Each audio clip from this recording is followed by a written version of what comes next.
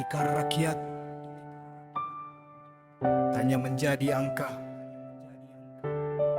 Ya, di atas kertas, negeri ini tampak baik-baik saja. Angka pertumbuhan ekonomi meningkat, laporan pembangunan terlihat menjanjikan, statistik kesejahteraan diumumkan dengan penuh optimisme. Namun kehidupan tidak pernah benar-benar hidup di dalam angka. Ia hidup di dapur-dapur kecil rakyat, di wajah lelah pekerja harian, di kegelisahan orang tua yang menghitung sisa uang sebelum tidur. Di sanalah kenyataan berbicara. Setiap tahun data kemiskinan dipublikasikan, persentase diturunkan, grafik diperbaiki.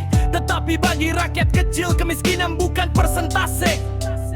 Kemiskinan adalah pilihan sulit antara makan atau membayar sekolah. Kemiskinan adalah keputusan pahit menunda berobat karena biaya.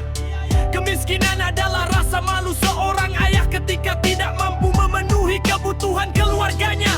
Statistik mungkin menurun, namun penderitaan belum tentu ikut berkurang. Dalam sistem yang semakin modern, manusia perlahan berubah menjadi angka.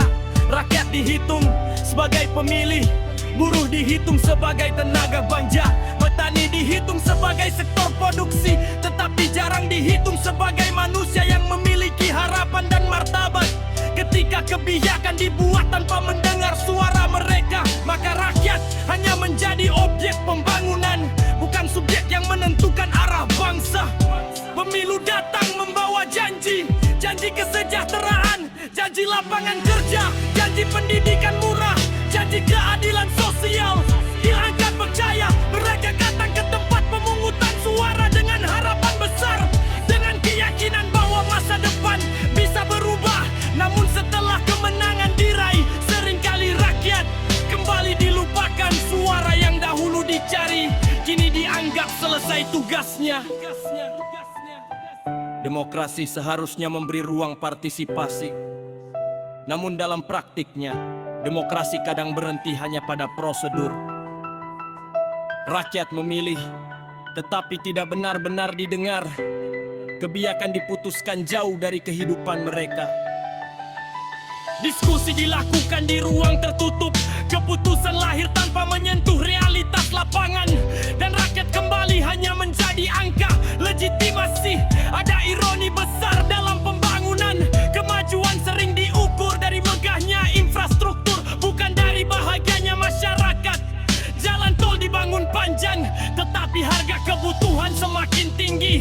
Gedung pemerintahan semakin modern, namun pelayanan publik masih menyulitkan. Kemajuan fisik tidak selalu berarti kemajuan sosial, sebab pembangunan sejati bukan hanya membangun kota, tetapi membangun manusia. Rakyat kecil tidak meminta kemewahan, mereka hanya ingin hidup layak, pekerjaan yang adil, pendidikan yang terjangkau, kesehatan yang dapat diakses. Permintaan sederhana itu seharusnya menjadi prioritas utama negara. Namun ketika kebijakan lebih cepat merespons kepentingan modal daripada kebutuhan rakyat, maka keadilan mulai kehilangan arah. Ketimpangan perlahan menjadi pemandangan biasa.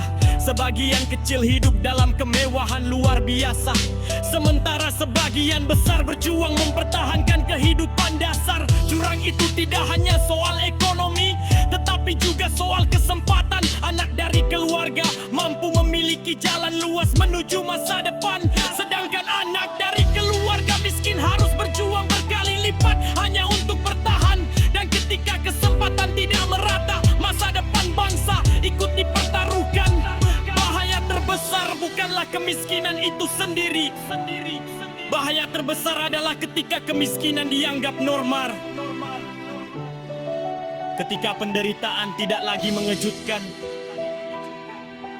Ketika kesulitan hidup dianggap takdir semata. Ketika rakyat berhenti berharap perubahan. Di saat itulah sebuah bangsa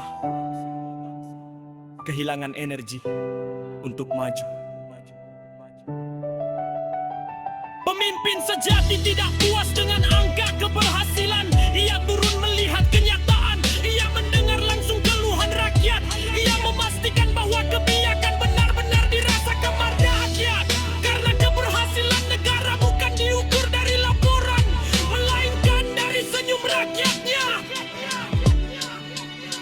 Jika rakyat masih kesulitan hidup di negeri yang kaya, maka pertanyaannya bukan pada kemampuan rakyat, melainkan pada arah kepemimpinan.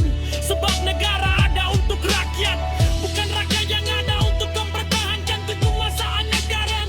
Kan selama rakyat kasih diperlakukan hanya sebagai angka, keadilan akan selalu terasa jauh.